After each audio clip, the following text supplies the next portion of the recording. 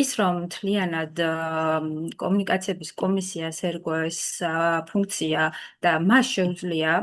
რომ განსაზღვროს თუ რა არის ეთიკურად მისაღები მაუწყებლის მხრიდან და რა ფრაზის გამოყენება არის დასაშობი და ან დაუშვებელი, ცალსახად არის დიდი რისკის მატარებელი, განსაკუთრებით იმ ფონზე, როდესაც კომუნიკაციების კომისიის მიმართ წლების განმავლობაში არსებობს არაერთი კითხვის ნიშანი, რომ ის ხელისუფლებისადმი მიკერძებული ტენდენციის მატარებელი არის და ამას არაერთი კვლევა ადასტურებს. ძლიერობაში, რა თქმა უნდა, ძალიან პრობლემური არის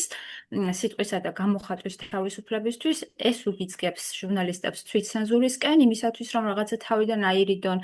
ფინანსური სანქციები ან სამომავლოდ ლიცენზიის შეჩერება და რაღაცნაირად ქვეყანაში ალტერნატიული რეალობის შექმნის მცდელობა თითქოს თუ კი რაღაცა ფრაზებს კონკრეტული ჟურნალისტები და მედიები არ გამოიყენებენ, რაღაცა პრობლემები, რომლებსაც ისინი სახავენ აი ამ სიტყვათა შეთანხმებებით, თითქოს გაქრება. ის დანიშნულება არის, რომ ჯეროვანი ინფორმირება მოახდინოს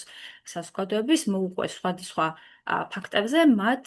და აი ამ სიტყვების თუ ფრაზების თუ გამონათქვამების კონტროლი ცალსახად